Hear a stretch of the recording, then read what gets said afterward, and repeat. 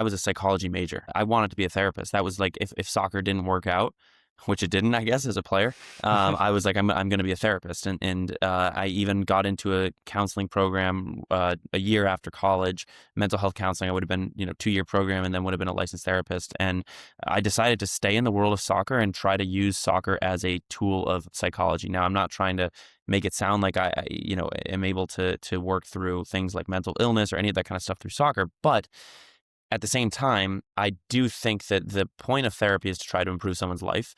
And the point of coaching, I think, should actually be the same exact thing. And so the reason I coach is not because I love tactics and all that kind of stuff. I do love all that stuff. But the main reason I coach is because I felt that coaching young men and boys is how I could reach people and truly make an impact on them. Because young men who are soccer players is someone that I was not too long ago. Welcome to Coachcraft. My guest today is Owen Miller, co-founder of Flow Soccer, a year-round training and mentorship program in the Boston area. Owen played college soccer at UMass Lowell, where he was team captain, before spending time in Spain coaching a gap year program and observing academy sessions at Villarreal, Valencia, and Levante. Back in the U.S., he worked as a volunteer assistant at Boston College, coached in the club system for several years, and then made the deliberate decision to step away and build something he could fully stand behind.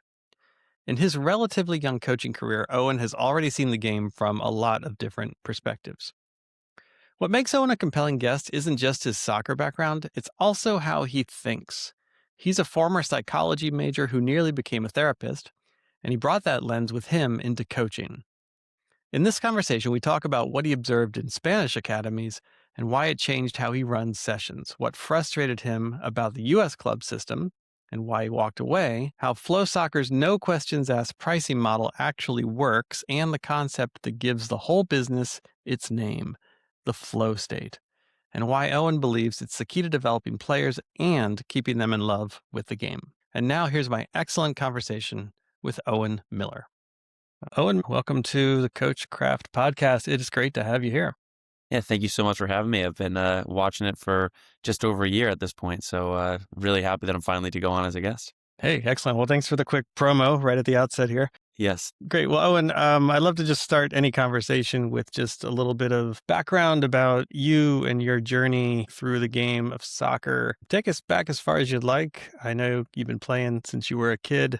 You played at the collegiate level, and then ultimately have moved into coaching. So maybe kind of take us up a little bit of your background up to that point where your coaching journey began.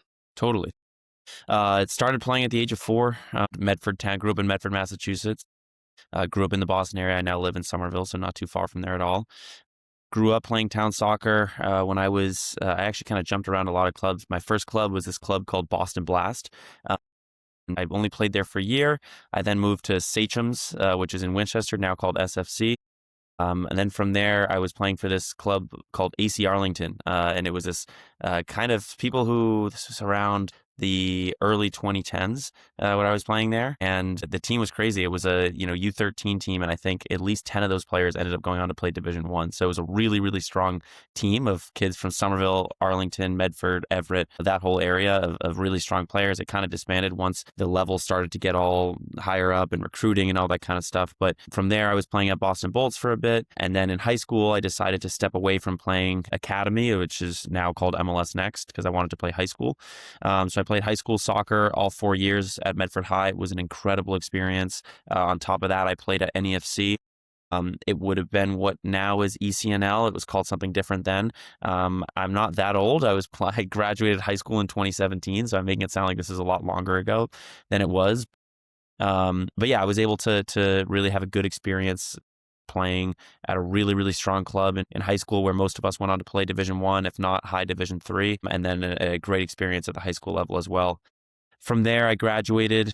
I joined UMass Lowell, so stayed local. It was also a great decision there. I had kind of a crazy career there, a lot of highs and a lot of lows, dealt with a lot of injuries, but ended up, I think, overall having a really enjoyable career. Ended up being the captain my last year and a half there. It was a weird time to be playing college soccer because my junior year is when COVID hit. Eligibility started to get really weird and all that kind of stuff. As injuries went on and once I was 21, 22, I started to realize that there's an eventual end to this game, and I started getting into coaching. So coaching started actually, my interest in it started happening during COVID when I tore my ACL. I started just studying the game, doing some private one-on-one sessions, and I was falling in love with it. And so I was doing little things here and there, covering sessions at, small group trainings and things like that. And when I graduated, I actually moved to Spain. Originally was to try to keep playing. But my last game against University of Vermont in 2021, I tore my meniscus, and I was just like, I'm done. I can't keep doing this. It was, we can get to the injuries maybe at some point in this podcast, but it was over and over and over again. So I just ended up getting into coaching and really haven't looked back. So I was coaching in 2022 in Spain at this gap year program called Eture, Eture. From there, I moved back to the States. I coached at Boston College for a season. So a little bit, about 6 to 8 months I was there for. Really cool experience working with goalkeepers, even though I was a center back, coaching on the sideline of some really big ACC games. And then from there, I shifted to Division III level where I'm the assistant at Emerson College in Boston. So wanted a little bit more of a role and wanted a little bit more of an impact. And I also wanted to really focus on youth. I think at the Division I level, it's really intense, the coaching lifestyle. And so it's hard if you want to stay in the youth game, and I wanted to. So I spent 1 year at this club, Abbey Villa, and then 2 years at IFA New England, where I was working with youth. And since then, I've spun off I've left the club scene, and I now I run my own business called Flow Soccer. And I would say I'm at the first, I'm 26 now, and I'm at the first point in my coaching career where I'm really understanding the direction where I'm going. And it's been amazing. It's only been 4 years that I've been coaching full time, but I have not looked back. Yeah. So, it's interesting. You mentioned like you are relatively young and you have a lot of your coaching journey and time in the game ahead of you. But at the same time, you actually have experienced a lot of the soccer ecosystem, not just here in the US, but also some of your, being overseas. And we'll talk about that in just a second. But so anyway, I'm looking forward to just picking apart a few of these things from your own experience and just, kind of real quickly, because you mentioned just back to your high school days and not to linger here too long, but you said you actually stopped playing the academy club level football or soccer, and you were playing just with your high school team in your high school ages. Is that right? Yeah, so I was still playing at the club level with NEFC, but I decided, so, when I was in 8th grade, I had the decision to continue playing at the academy / MLS Next Level. And actually my old coach at Bolts, who's now the head coach at BC, then moved to NEFC. And he told me, listen, this will be a really cool opportunity. You'll be able to play high school soccer. The level will be just as high. Mm-hmm.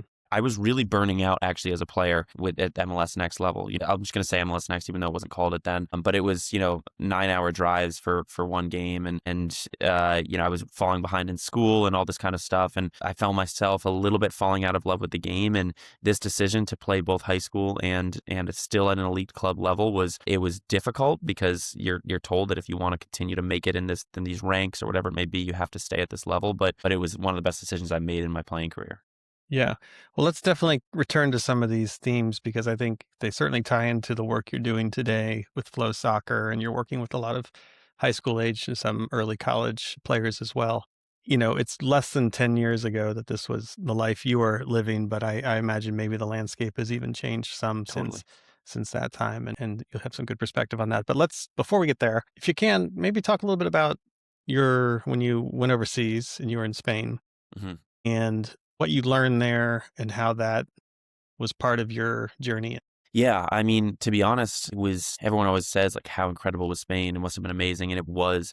At the same time, it was kind of difficult because I didn't really know what I was doing with my life. I didn't really know what I was doing in my career, and everyone usually has a very strict ending to their career. They know when it's done. It's either the last game of their high school, last game of their college, or professional level. But I was still kind of wanting to play pro and rehabbing this injury, and so I was just kind of lost in what I was doing. And I learned so much from just being thrown into the deep end in Spain. To be honest, I was able to witness and attend so many different academy level sessions. I was able to start running sessions on my own, and I would not be where I think I am right now in the coaching world if it wasn't for just this experience. I think that nothing beats experience. So to answer your question on some of the things I learned, I think on the first thing I learned as a coach itself, and I don't think this is unique to being in Spain, but you need to fail. Like, you really need to fail. I remember when I was playing, I thought I knew everything about coaching. Oh, coaching is gonna be so fun. It's gonna be so easy. All these coaches do this wrong. I can't wait till I just do this. I watched a YouTube video on how to run this session. This is gonna be so easy. And then I remember starting to run sessions, and they were so bad. And I tell this story to my friends all the time. But like, I remember being told from one of the Spanish coaches, like, "Hey, can you run a possession session tomorrow?" I was like, "Yeah, sure, no problem." I started doing it, and right away I made it way too tight because it was maybe I was used to doing it the same size I was doing it at as a player at UMass Lowell, where the players are really elite, all that kind of stuff. And then I would do a passing pattern the next day, and someone asked me like, "Oh, when I play the ball, where do I go?" And I was like, "Oh, I actually don't know this." So like, I would have to break down training all the time. It'd be really embarrassing. And it was really important for me to fail on that, because then it forced me to kind of over prepare my sessions. And also, and we'll get into this probably later at some point, but like I'm so intentional about how I structure my sessions. And I think from my time in Spain of just being like tossed in, and I think in Spain, they kind of have this understanding of everyone knows how to coach. Everyone is really good tactically. And meanwhile, I'm just there. Like, I didn't have any licenses. I didn't have anything along those lines. So that was one of the first things I learned was learning to fail.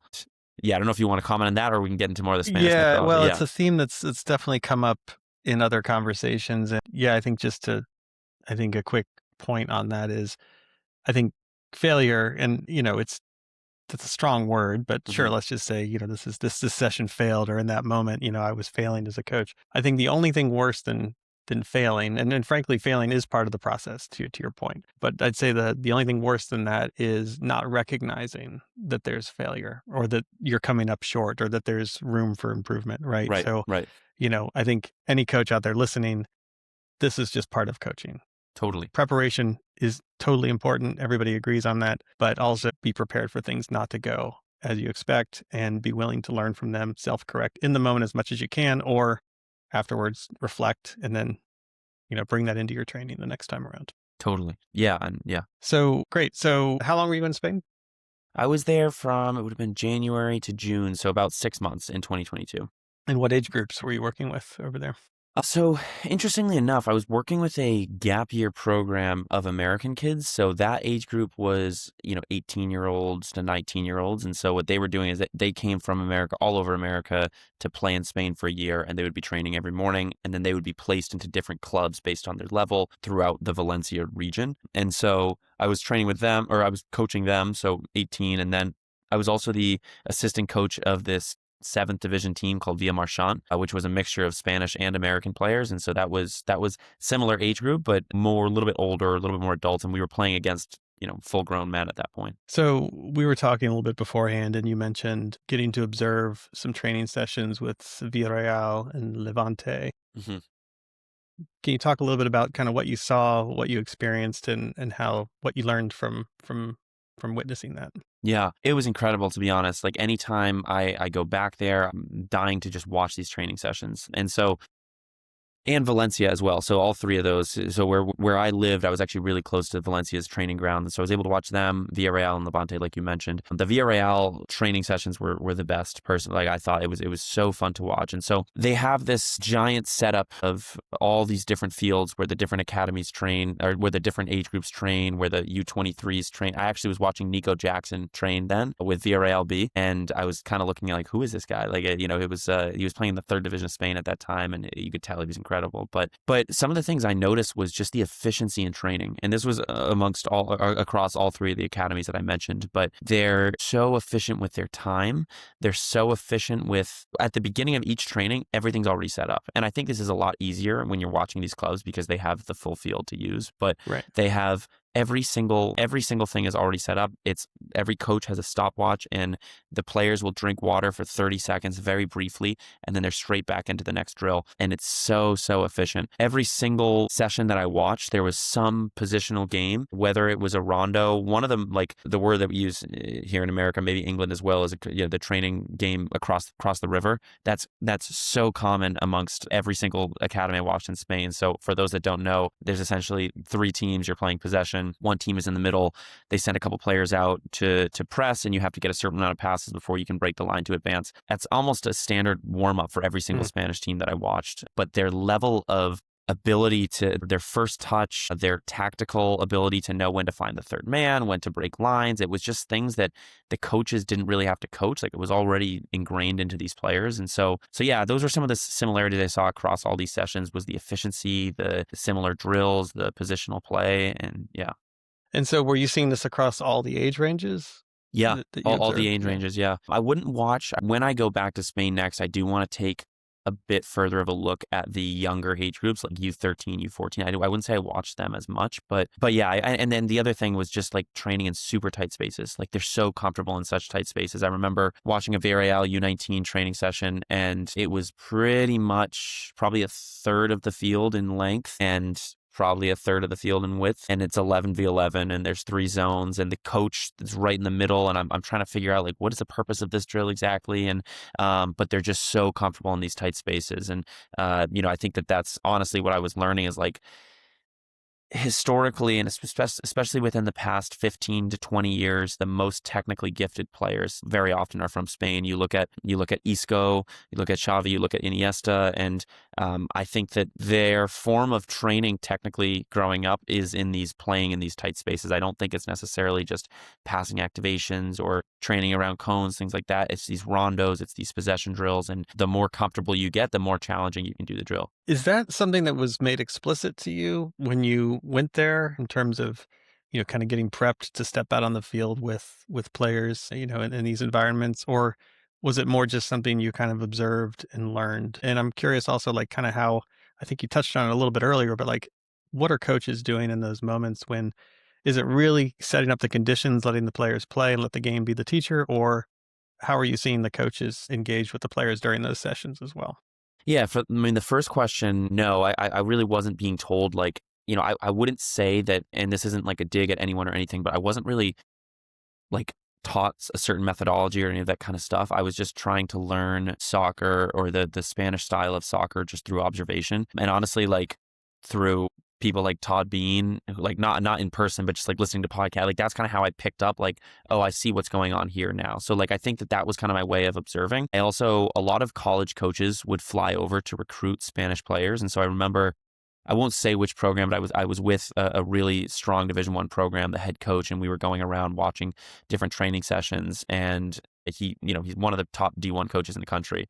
And we were watching, it was a 5th division Spanish game or training. And he said I would take every single one of these guys on scholarship. Wow. And just on a technical standpoint, it is such a different game. But yeah, I was just kind of observing this. I would notice, like, oh, this drill is way tighter than we would see here. These guys are way more comfortable in this tight space right here. So, and then what was your second question there?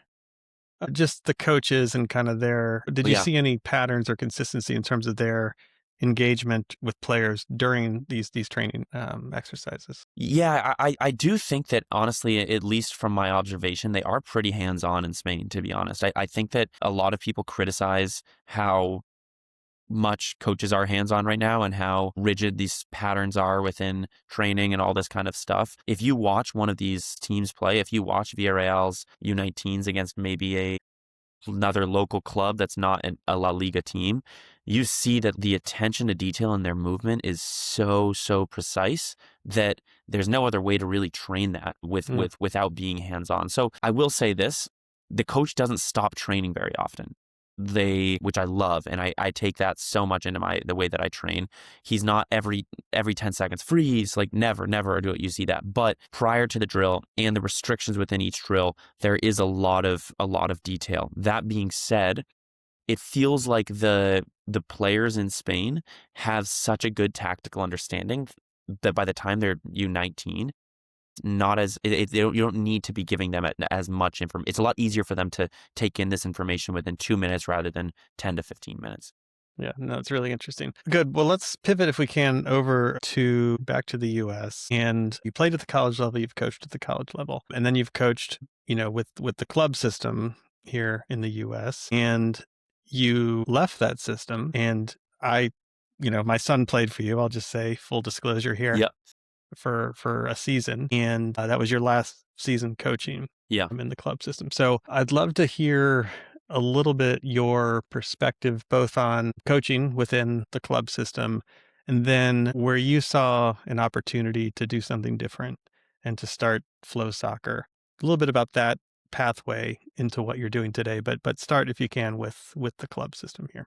Yeah, and I'm going to try to be as political as possible You here. can be as diplomatic as you Okay, like. yeah, okay, great. No, Yeah. but I also think it's important Let's to just highlight start by some saying, things. like, the US system, it is multifaceted. It's easy to point to, where there are flaws, or where, I think anybody who's involved in the youth game here will have plenty of sort of criticism about it. So I think this conversation, I'm very curious to get your perspective and, like, yeah, sort of pull no punches. This is all in the service of trying to improve the systems more broadly. But yeah, sorry for interrupting. No, Go. totally, yeah. So, yeah, so I coached full time. It would have been the fall of 2022 until the spring of 2025. So that's when I was fully involved in the club game. And it was 1 season with Abbey Villa and 2 full years with IFA. And I did decide to step away. My decision came in around April of last year, and I officially stepped away in June of last year. So I will start by saying there were a lot of really enjoyable experiences. Like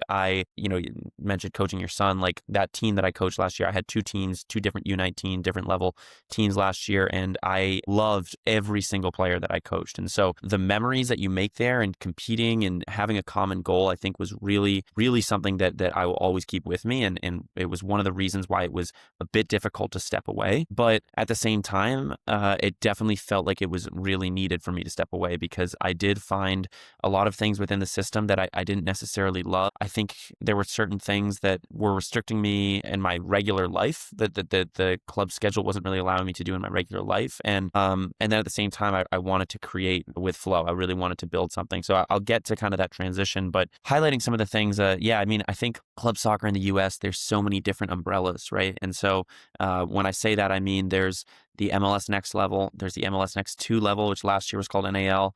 There's ECNL, which is a whole different umbrella that it's under. There's still NAL. This is just on the boys' side. This is just on the boys' side, yes. Yeah, I actually have not coached club on the girls' side, so I don't know as much that system. And I also don't know how the girls' side differs from Europe, but I do know that here, these clubs are massive. Like, these clubs are absolutely huge. Some of these clubs have 5,000 players there. There's so many different teams within each club. There's so many different tournaments that you're coaching in every single weekend. And I felt that it didn't necessarily align with how I thought development should be happening. I have an example. I was talking to a family the other day, and they told me they were driving, and I won't say where, but they're driving 8 hours this upcoming weekend to play one game. And they're playing one game. The last time they played that team, they won 11-0. And so they're going to drive 8 hours to probably win 10-0 again. And so there are things like that within the club system that I just couldn't get behind. And it was also just like taking a toll on me as work-life balance and all that kind of stuff. So it was not sustainable. And I do think that club soccer needs to exist. I always say that Flow Soccer is supplemental. It's not instead of club soccer, but I could not be working for something that I just didn't agree with how the system is being done. I enjoyed my time at both of the clubs that I worked at, and I enjoyed the people there, and I truly mean that, but it was more above that in the system that I struggled to see the point in driving to Maine for one game when maybe 10 players on the other team show up and things along those lines. But I had to step away because I wanted to build something, a place where I could still develop players without, while still believing in really what I'm doing. Yeah. And so I think, just to reflect a little bit more on the system and your experience in it, I think you mentioned development, like player development, of course. And the club system can certainly help players develop. Like, you're getting game time, that you're getting, hopefully a strong peer group for players to be a part of, and you're hopefully getting good coaching. So that's the player development side, but what about the coach development side? Like coaches within this ecosystem. I mean, I know it's not like the highest paying work Yeah. typically. And just, you said you were coaching 2 teams, right? So Yeah. just the time commitment and the like. So you mentioned it, but a little bit more about that. How much in a given season, at the peak of the season, it's 10 to 12 weeks or what have you in terms of tournaments and games. Like, how is your time being allocated? Yeah, it's also like I wanted to make it a really good experience for both of my teams. And so if you want to make it, if you want to go through the motions, that's one thing. But if you want to be sending set pieces before each game, if you want to be sending your defensive structure, your mid block, all that kind of stuff before each game, if you want to be communicating with the parents as much as possible to make sure that there's no complaining and all that kind of stuff, it's a lot of things that I don't think people understand how, and I'm not trying to make it sound like I'm it was like a doctor or anything difficult like that. I was teaching soccer, so I'm not trying to make it sound like I was, in the military or anything. But Right. I think what people don't understand is like how much these coaches are really putting in and how quickly coaches will burn out because of the system, right? Like if you're trying to have a family or if you have a family, it's really difficult to say, all right, kids and wife, I'm going to be gone for the next 2 days because I'm playing one game. And you're there more often than not 4 to 5 nights a week. You're driving at the peak of traffic. And I live in Somerville. Last year I was coaching in Westwood and West Roxbury. It could get up to an hour and 15, hour, 20 minutes just for one training session. And so I don't think that people realize that like you're actually putting in more than 40 hours a week, even as a part-time coach. I remember a parent called me last year and they were like, what do you think you're working like 10 hours a week? And I was like, oh, you have no idea. And not to mention dealing with parents like that is something that I was very calculated on how I dealt with parents. As you probably remember, I would send lots of emails on when you can contact me, on the fact that you cannot complain in the group chat, the app, all that kind of stuff. But nonetheless, like when you're putting in so much work and you start to get complaints from parents about playing time or a session getting canceled due to snow, it hits you because you're so burned out. And so I'm not going to lie. Like I really don't want to sound like I'm complaining too much here, but it's a lot. It's a lot of work. And the same reason why people say that, oh, we don't have any good teachers because of the pay, because of the schedule, because of the complaints. It's the same thing for coaches. And one little thing on this that I find interesting, like I actually don't think that necessarily coaches need to get paid so much more than they already do. But if you look in Europe, this is what's different is the coach at Levante, the U15 coach, he's like probably a baker in the morning. Like this is not even his full-time job, but he's not flying to IMG twice a year and then Delaware at the same time and this and that. So like if we kept everything much closer together and we didn't have 8 tournaments a year, we wouldn't need to be, wouldn't need to be increasing these coaches' pay.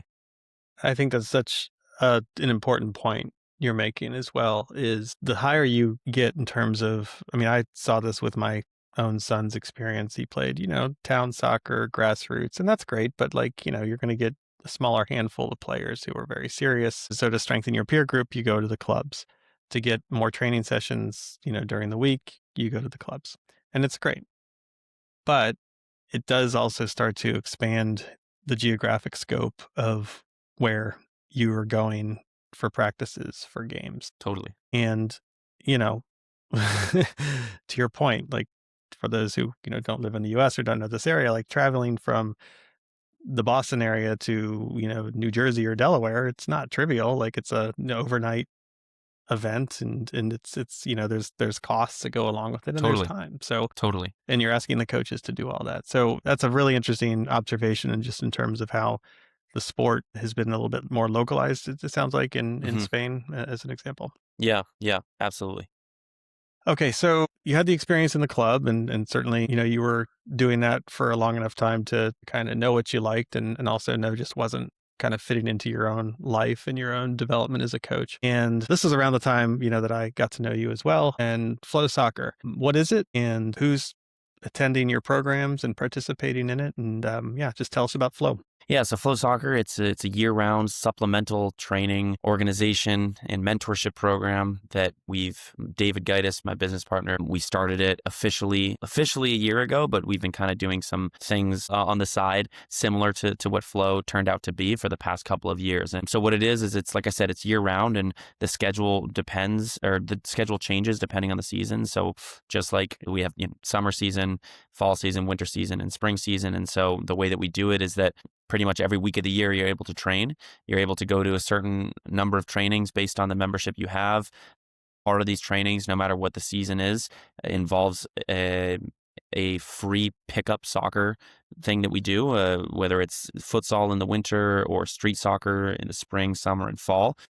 We do street soccer, and then on top of that, we have college placement, college advising, all that kind of stuff, and we do community Zoom calls. So that's another part of the people that are part of our organization is that we do Zoom calls. We go over tactics. We go over mindset. We have guest speakers we've had a Division I college coach come on. We had a high school coach come on that does a lot of work within the community. And so we try to make it so much more than just soccer. We try to build community here in I don't want to even say the Boston area, the Massachusetts area. And there's a lot of different components and moving parts of the business. But yeah, hopefully that's the best way to summarize it. Yeah, and I love what you guys are doing. I'll just go ahead and say that outright. So I might not be the most unbiased perspective here, but my son plays with Flow Soccer, and I've sort of seen it. I know a lot of other kids, friends of his, of kids that I've coached that are playing with Flow. And one of the key challenges anywhere, but certainly in Boston, I live here in the city and I've been coaching in the city, is access to the game. And how do you look at that with you've got kind of a range of kids and kind of family situations that these kids are coming to play. There's a lot of talent out there across the Mhm. whole socioeconomic spectrum. But how do you look at um, opportunity for players to, continue to play at a high level? This is again mid to late high school years. What have you seen and kind of how that plays out? And then what does Flow do to speak to that? Yeah, one of the beautiful things about soccer is that it is nothing that talent has nothing to do with your socioeconomic status. And I wouldn't say that that's necessarily the case for every sport, right? I think if you look at a sport like hockey, or if you look at a sport like lacrosse, where it requires a ton of equipment that you have to buy, learning how to skate, things along those lines. I'm not trying to take a dig at hockey or anything, but when you look at soccer, it just involves a ball and maybe cleats. And so across the world, it's some of the poorest areas in the world produce some of the best talent, but it also doesn't mean that you have to be poor to produce talent and to have talent. And so we work with players and families that are across every socioeconomic status that you can imagine. Kids that have never eaten out. I took two players to Chipotle about a year and a half ago, and they had never gone to Chipotle. It was as if we were taking them to a 5-star restaurant. And then there are kids who could take a private jet to one of our trainings. And so we really do have a wide variety of a socioeconomic background. And I think that socioeconomic status within our players. And so I think that's one of the really cool things about soccer. And what we're trying to do is to tie all of those worlds together, right? I grew up in a city, Medford, Massachusetts, that is very diverse. And when I say diverse, I don't just mean race. I mean religion. I mean socioeconomic background. It's the same thing when I work with your son and his friends. It's, people from the city. Every different type of person comes together, and soccer is what ties them together. So within our business model, we kind of have a no questions asked approach where we have a price for what it costs to train with us per month, but we have never not allowed someone to train with us due to their finances, not once, right? And so the parents that are well off, they're able to pay the full price, and not once have we sensed any dishonesty or any of that kind of stuff. And there are kids that pay 50%, and then there are kids that pay next to nothing. And so fortunately, we've been able to make it work. I mean, we always say like we didn't go into this to get rich. You're not a soccer coach to get rich, but we're able to make this our full-time thing with this model. And I think that it's sustainable. And when I look at that, I wish that more organizations across the world did things like this. I'm not just saying in soccer, but in all these different type of things. I think I've seen how the wealthy have access to so much education-wise, extracurricular, all this kind of stuff. So that's one of the things we really pride ourselves in, is the no questions asked policy. Yeah, and I think people should understand the economics that are in play with regard to the game and access to it for players. And, I applaud what you're doing, and I think that's something every program that's offering anything should have their eyes on. And, people are only going to be able to maybe, do it so much. Everyone's trying to run a business, make a living. Hmm. That should definitely be honored. Um, but I think, anyone participating in a program or running programs just should have awareness about the economics and how they can impact it. But you've been very strategic about this. I know you offer, I love Free Flow Fridays, Yeah. just from a branding perspective is awesome. Yeah. But that, those are kind of more open, right? And kind of anyone can participate. And then you've got, the more structured, maybe paid sessions. And then you've also done some partnerships, I know, here in the city with just, field space is always a challenge for anybody running any soccer programs. How have you kind of gotten access to space and partnered with different groups here in the city or otherwise? Well, this guy Alf took me to meet Boston Scores, so that helped a I lot. wasn't But looking for no. So honestly, to answer your question, like it is a grind. Like it is something yeah, that I don't think a lot of people from the outside, especially kids, but also parents, I don't think people understand how hard it is to get access to a field, let alone a field that's affordable. Like it's always funny when a parent says, "Oh, why don't we just do this field right here?" And it's like an indoor field that costs right, $1,500 an hour to rent. right. And I'm like, well, because every giant corporation has access to that field, and we wouldn't have a business if we tried to run one session there. So it has honestly taken David and I a lot of digging to really build strong relationships with these fields. And there's a couple different areas. I want to touch on Boston Scores in a second, but just starting with where we went throughout the winter, we were in 3 different locations, and they were, one was pretty far north of Boston, one was just south of Boston near where you live. And it all comes from just honestly just reaching out. Like I was pulling my hair out in the fall, indoor spaces in the Boston area, and we were able to stumble upon, there's this one place that we rent just south of Boston where I actually know the manager pretty well. I coach his son. And so he's been super helpful for us, building that relationship with him. He's really helped us a ton. And then the other one, it's somewhat of a smaller space. It's indoor turf, and this is much more north of Boston. And the things with that is like, it was affordable.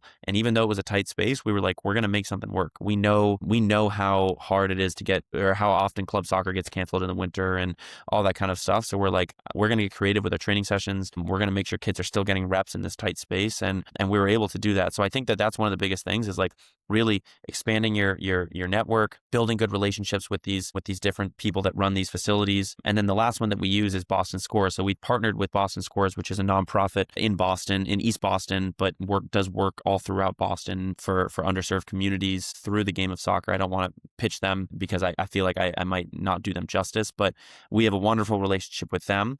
And they've been really generous with giving us access to their fields. And in return, we've done a lot of work with them. We often take a lot of their players from different areas of Boston, like East Boston, Chelsea, Mattapan, and Madison Park as well. And then we've also done some work with them, some workshops going over just education, like not just soccer, but what it looks like to, as a first generation college student, maybe someone who is undocumented, how to help them navigate the college process and things along those lines. So yeah, it's definitely something that I think people have no idea how hard it is to get access to fields. Yeah. Yeah, and I wanted to mention it is part of the economic equation Right. of the game. It's an issue everywhere, but particularly in the cities. So, for anyone who's involved in policy making or capital expenditure around developing field space, like I assure you, more is needed. And anybody who coaches like yourself or the work I do here in the grassroots town program, it's an issue in every level of the game, the youth game for sure.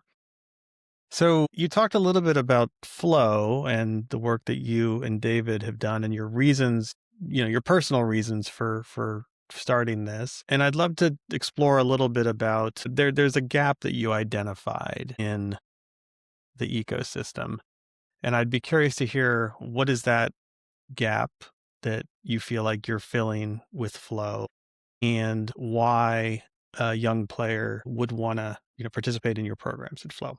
Totally. Well, I think there's 2 sides. I think there's the soccer side, and then there's the psychological side, right? And so I think on the soccer side, of course, we do try to be really intentional with the way that we train. I don't ever want to make it on the fact that like I'm changing youth soccer in the US, or if you go here, right, like we're going to get you to go pro or any of that kind of stuff. I don't want to be too transactional in that sense, but we are on the soccer side. We do think that we wanted to provide really, really specific training to what happens in the games. And so when we're training when we're training when we're doing unopposed training, we try to get a lot of different position specific stuff. And so what we'll do, what we did a lot in the fall, is that halfway through the session, David and I split the groups up. The defenders will work with him. The attackers will work with me. We now have a goalkeeper coach, and we try to get game specific reps in as much as possible. So things along those lines that aren't necessarily what you're getting at the club level, aren't necessarily things that you can replicate on your own. And then the other thing is that we wanted to just get as much playing in as possible, right? So if you see our sessions, from 40 to 50 minutes of the session is playing. There are often conditions, there's often restrictions within the way that we play, but there is no better way to train any component of the game than playing, right? And so I think obviously in tight spaces, it's really good because you get more comfortable with the ball, but we vary it, right? We do some things in tight spaces. Sometimes we open up the space to work on their fitness, but we don't feel that there's enough playing going on I don't know if it's the US, I don't know if it's the world in general, but playing is how you fall in love with the game, right? And stopping training as little as possible is how you get better within the game. And so we think that what's unique to us on the soccer side of things, and what's different on the soccer side of things, is the amount that we play and the amount of attention to detail we have with our training sessions. So it varies. We work on a lot of different things. We don't do the same thing every session, but the bulk of it is allowing the kids to express themselves on the field as much as possible. So flow, the name itself. Yeah. Talk, if you can, a little bit about that concept, and flow state, I believe is totally. What it relates to. Yeah.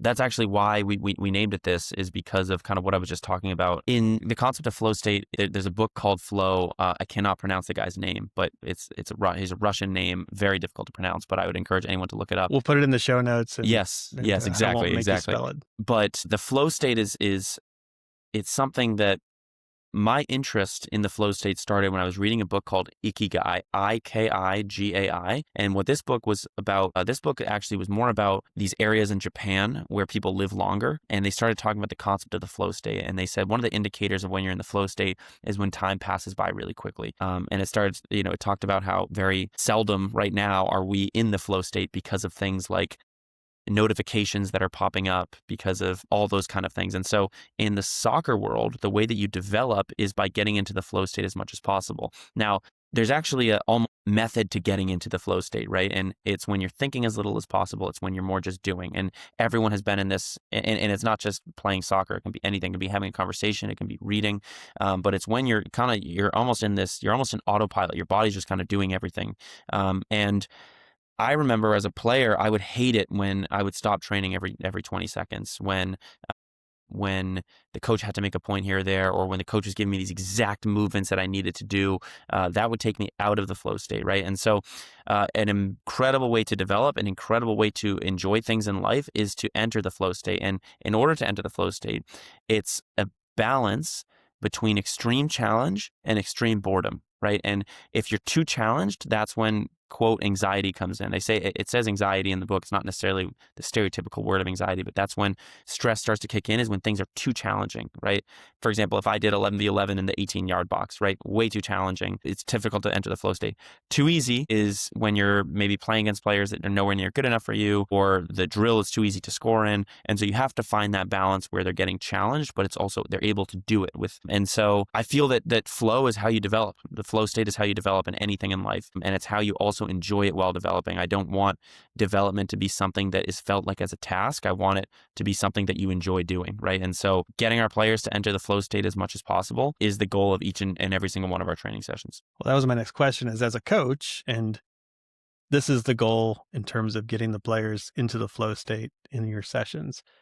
But okay, so talk about how you react or don't react during a session to help players, reach that and then maintain kind of this flow state throughout. Mm-hmm. What advice as a coach do you have for, because I think you've talked about these tensions really well, right? Like too much challenge, too little challenge, too much stopping versus maybe not enough, information for a player to help them, get to the next level. So as a coach, what do you do?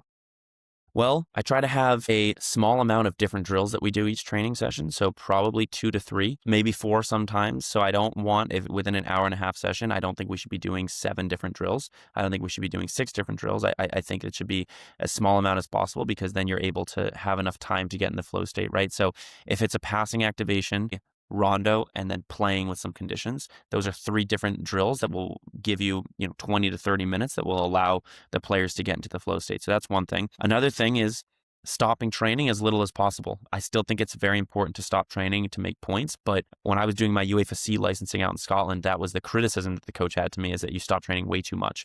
And he was this, I forget his name, but he was this pretty big time coach in Scotland, my evaluator.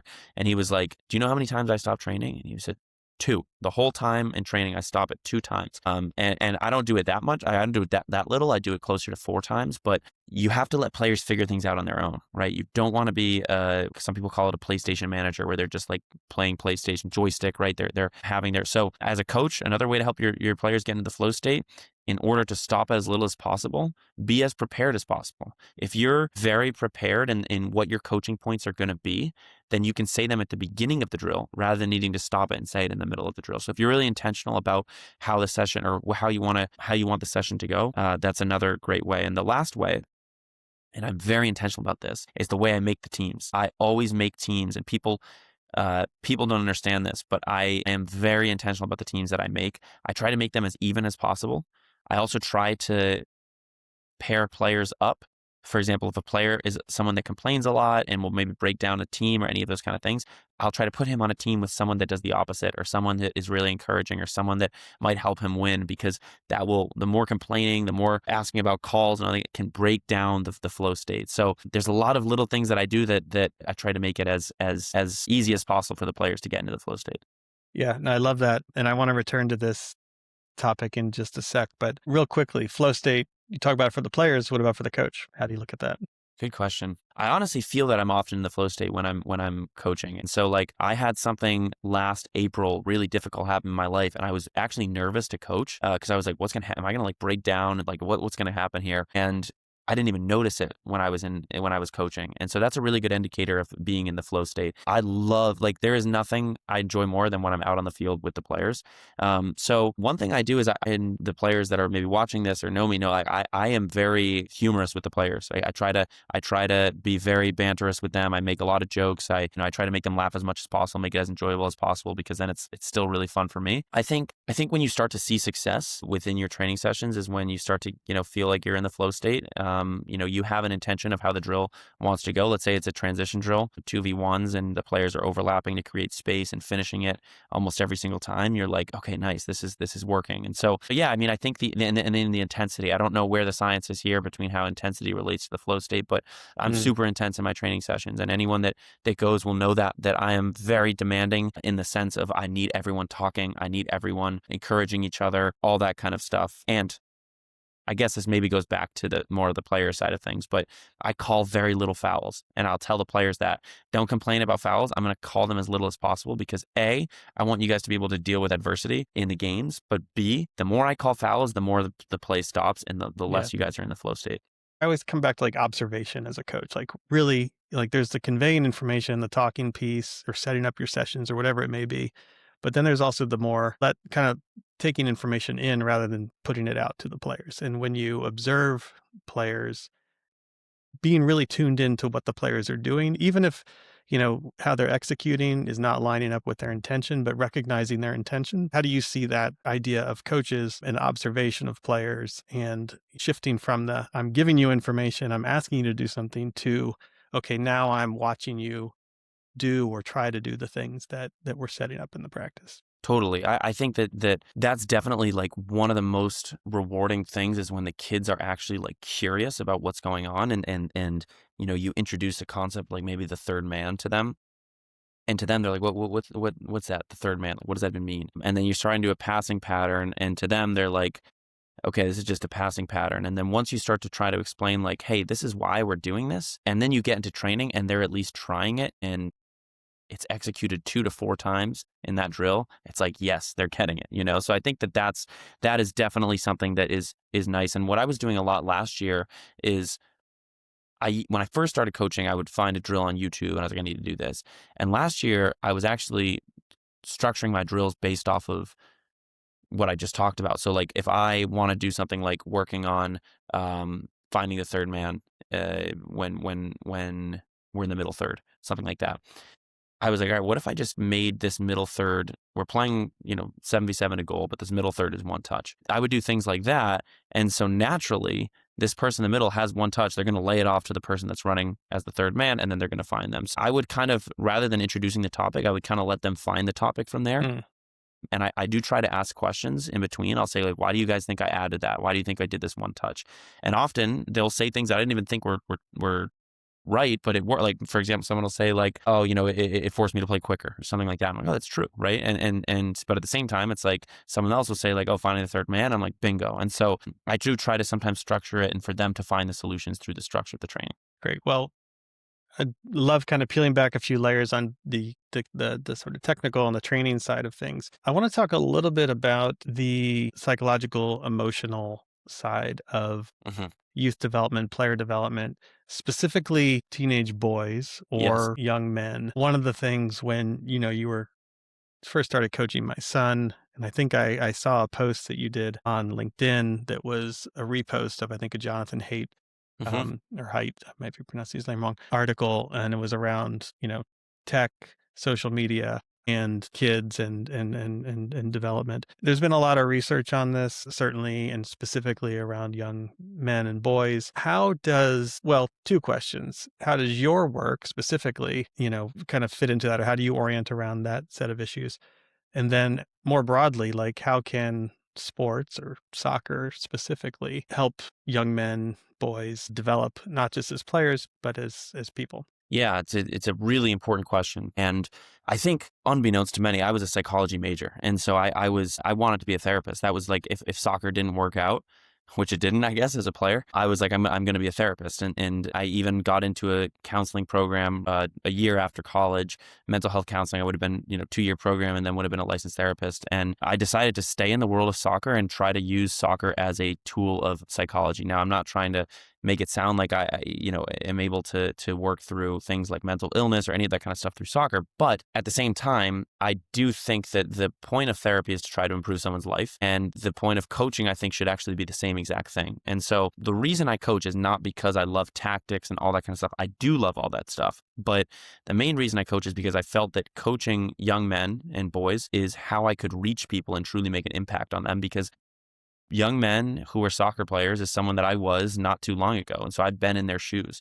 I can relate to them as much as possible. And so what David and I are trying to be to these kids more than anything else is just good mentors, right? I think that is the most important thing. We can run a bad session here and there. We may not, like I said, you're not going to, there's a very slim chance that you go pro, but at the same time, we are here to make an impact on you through just being a good example when we're there, right? And I think that that's one of the biggest things right now.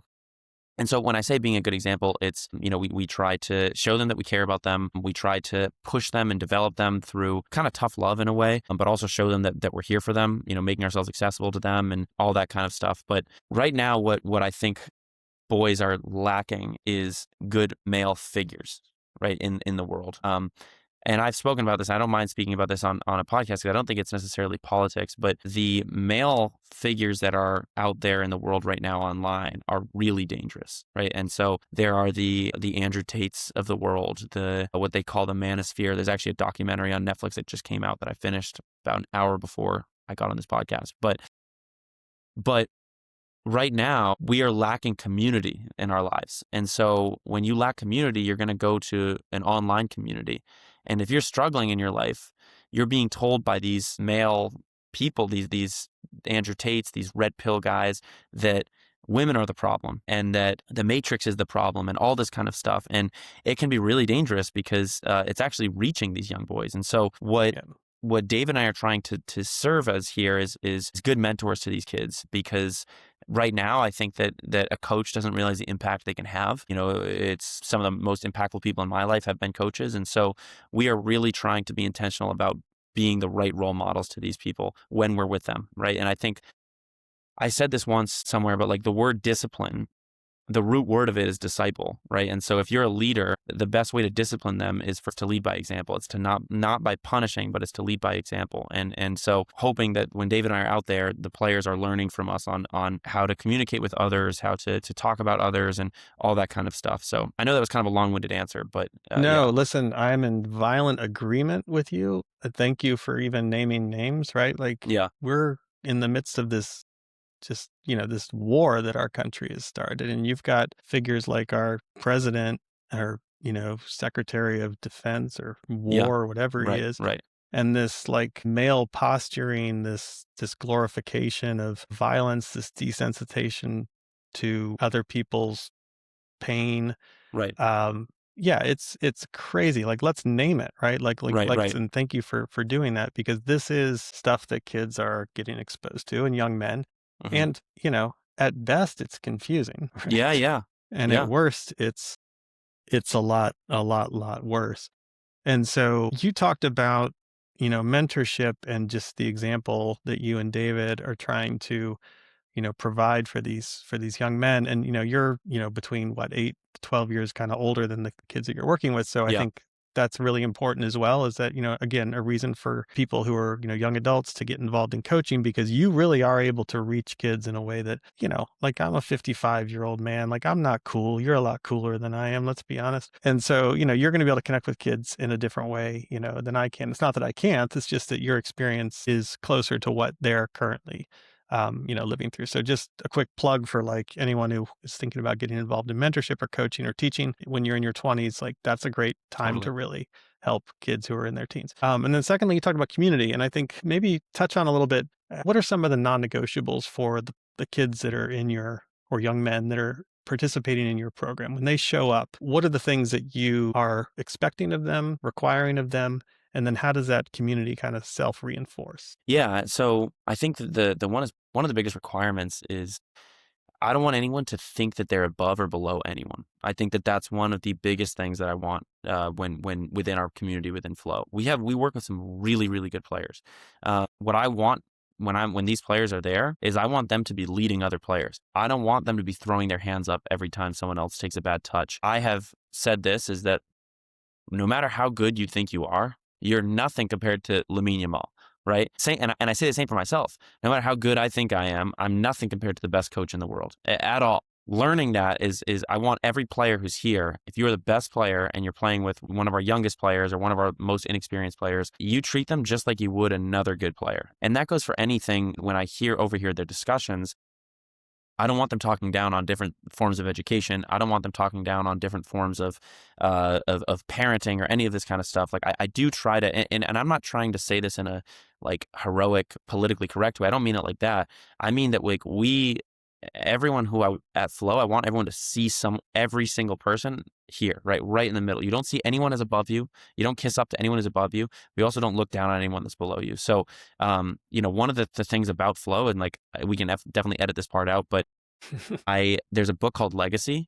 Have you heard about this book? Did I mention it recently? No, So I don't it's think so. about the All Blacks, which is the New Zealand Mhm. rugby team. And one of the rules that they have is no dickheads. And so that's one of the rules that we have, right? If you come and train with us and you're the best player in the world, but you're misbehaving, you're complaining at every single player, you're talking, bad about every player when they're not there, you're not going to be part of our program. So that's the biggest thing within the community. We want that can happen at your club, that can happen at your college, whatever it may be. That's part of life. And you can be that way, but you have to change that way when you're with us. Yeah, great. Yeah, that's excellent. What I've observed, because I know a number of kids, my own son included, who are, who play in your program, I have just found that the enjoyment of those sessions, for the reasons that you just mentioned, those and the things that are non-negotiables, when you come into this space, these are the expectations around behavior, how you treat one another, how you play, what you do off the pitch shows up on the pitch. But I think what I've seen that translate to is respect, humility, and enjoyment, Right. Right. which is, at the end of the day, if you're not enjoying playing this game, then think about the environments in which you're playing it and Absolutely. find the spaces where you can really get joy from Yeah. the experience. Absolutely. I could not agree more with that. I think that's the biggest thing is like when kids get to the high school age group, they're so focused on what can my next step be to get me to the next step after that, right? And so rather than like, can I enjoy playing soccer? And I think that we don't even realize that as we get older, we often fall out of love with the game because we're doing every decision we make is more based on status or is more based on what can get me to the next level rather than just like enjoying soccer, which is why we offer that weekly pickup soccer kind of thing. And pickup might not be the right word, street soccer, free flow, whatever it may be. But the point is there's no referees, there's no instructions, there's none of that. You're just playing. And that's what we want, right? We want you guys we want our players to be playing. We want them to be making new friends. I mean, the amount of like people that have met each other through this has been incredible just in year one. So, but yeah, that's the biggest thing. It's like people say like, what is your goal? What is your goal with the players? What do you want them to develop in? It's like, okay, great. I would love for their first touch to be better, or I would love for them to get better on the half turn. But at the end of the day, and I'm not, like I said, I'm not trying to sound like I'm like virtue signaling or any of that kind of stuff, but I want them to enjoy it. I want them to really enjoy their time when they're with Flow. Yeah. Well, you don't have to apologize for having those perspectives. Right, And right. I think it says something about the day and the age as well, virtue signaling, right? Like this idea of, you're too earnest, you're too goody, like, the Right. world is tougher than that, whatever. And it's like, no, Yeah. actually, some of these, maybe they're even cliches, but like they're true. Like Yeah, if you're not exactly. enjoying the Yeah. game, you really have to ask yourself. I mean, who are the players you enjoy watching the most, right? Like for me, it's like Ronaldinho is like one of the Yeah. players. I mean, the guy just enjoyed Yeah. playing, right? Yeah. He was playing Yeah. at the highest level, but he just had a smile on his face half the Totally. time. And a lot of professionals, they don't. It's a No. tough job. Right. So yeah, never forget just the simple joy of playing the game. Owen, phenomenal conversation. Yeah. I'm looking at the clock here. We're past the 60-minute mark. So um, we could go for another 60 Totally. easily, but yeah, let's just bring it to a close. I really appreciate your time. Before you go, I'm going to ask you a few more questions in what I call the lightning round. So these are going to be Please. pretty quick. I won't have a lot of follow up. I can't guarantee that. Sometimes the answers are so good. I do want Yeah. to follow up on them, but let's go with some quick lightning round questions. Are you ready? All right. For you, a coach who's at the highest level of the professional game, who's someone that you admire the most, and what is it about their approach that really resonates with you? I am a Chelsea fan. However, the answer to this is without a doubt Jurgen Klopp. He is someone that I absolutely loved watching at Liverpool. I loved the success that he built, not necessarily based off of buying superstars, but based off of building culture. I loved watching the connection that he made with the fans while he was there. Another really good indicator of something that I look up to is I've never heard a player give a bad interview about him, like a former player of his. They all have amazing things to say. And lastly, I love that he stepped away. I love that he was self-aware enough to know that, hey, this is no longer for me. I'm going to step away. So without a doubt, Jurgen Klopp. Yeah, no, great call. I'm not a Liverpool fan myself, but Yeah. he's definitely, in that pantheon of coaches for the reasons that you just mentioned as well. Yeah. I always admire, he's a big hugger. That's what I Yes. noticed. Yes. Totally. Totally. Yeah.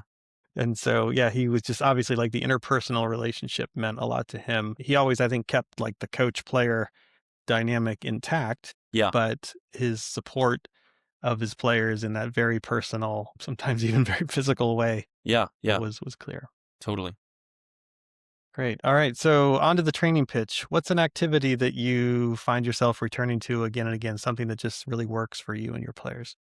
Transition work. So whether that is, we like to almost always do some form of 1v1 into 2v1 or 2v2 into 3v2. So attacking as quickly as you can and then defending as quickly as you can, because A, it's a great way to get into the flow state because they do often find success with that. But B, it's so game realistic where so much of the game is played in transition. So any forms of that, regardless of the size of the field, regardless of the going to goal versus going to mini goals or whatever it may be, I think that it's so important to work in transition.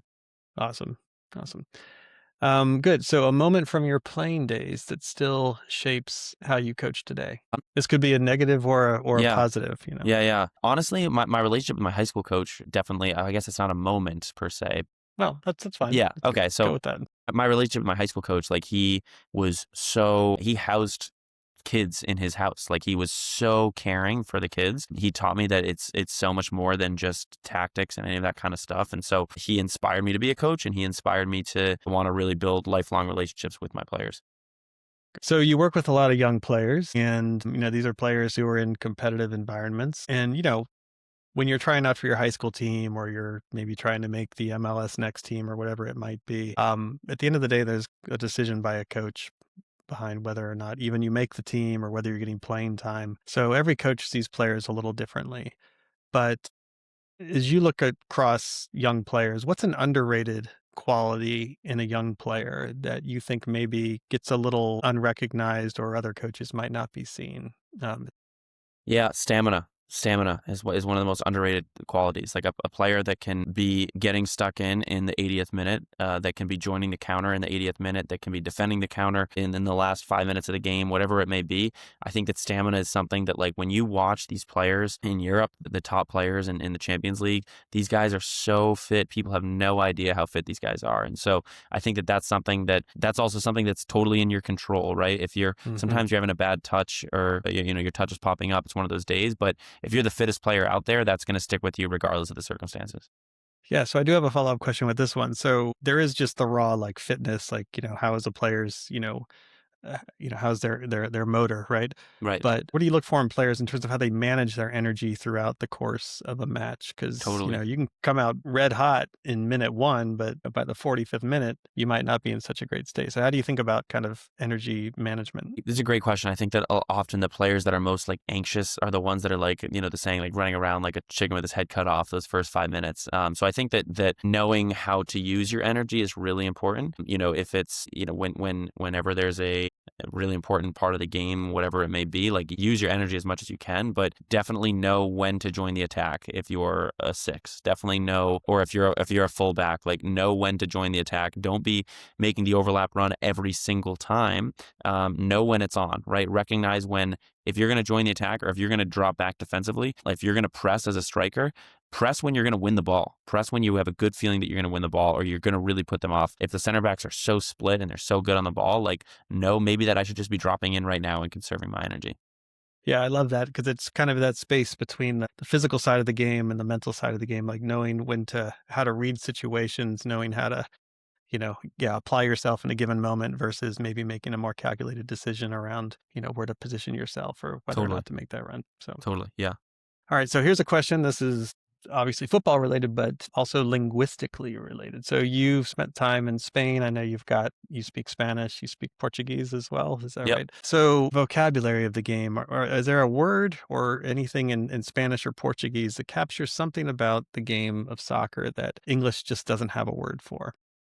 Yes. The best one that I can come up with this is the word pelada, Pelada. It's a Portuguese word, and it actually means like bare, Bare, or naked almost in a way. But what it really means, essentially what it translates to, or what they talk about in Brazil when they're talking about a pelada, it means a pickup game. And the point being that it's as authentic as possible, it's as bare as possible, and it's something that is not common enough here in the United States. Pickup soccer, it's more common across other sports like basketball. But there's no real word for it here. And there's actually a movie called Pelada where Hmm. this couple that graduated, they were both Division One players. They traveled the world and kind of documented it and were playing pickup soccer with all these different countries. I'd recommend it. It's really, really interesting documentary. But yeah, Awesome. I love yeah, that. Yeah, it sounds like it's like kind of getting down to like the essence, the bare essence exactly. of That's the it. game and the Yeah, experience of playing. Excellent. Owen, this was such a great conversation. yeah. I really appreciate you being on. I will definitely have a lot to put in the show notes, but first and foremost, check out what Owen is doing with Flow Soccer. Uh, yeah, and Owen, just quickly the URL for Flow Soccer. How do folks get in touch with you if they want to learn more? Yeah, so our Instagram account is flowsoccer.fs. My personal coaching account is at Coach Owen Miller. Simple as that. Our website is flow-soccer.com. So feel free to follow me on Instagram, follow us on Instagram, shoot us a message. I'll always respond. And obviously you can check out our website, any of that kind of stuff online. Excellent. Owen, thank you so much. Thank you so much, Alf. Yeah, this Yeah, was great. excellent conversation. Yes. So thank you. There was a lot that we touched on, but just, Yeah. yeah, a really rich conversation. And thanks again for your time. Thank you, Alf. That was Owen Miller, co-founder of Flow Soccer and assistant coach at Emerson College in Boston.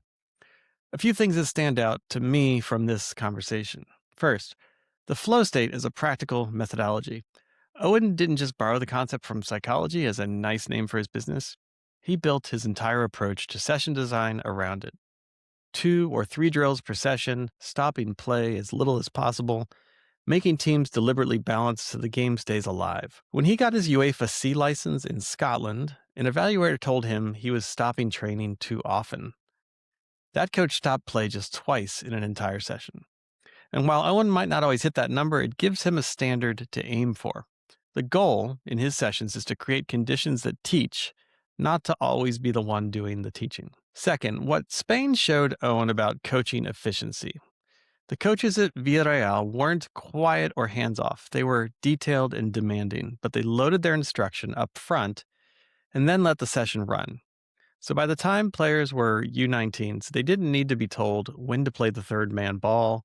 It was already wired in from years of rondos and tight space possession work. Owen came back from Spain with a different sense of what a well-run session actually looks like. And third, his point about mentorship. Owen is 26.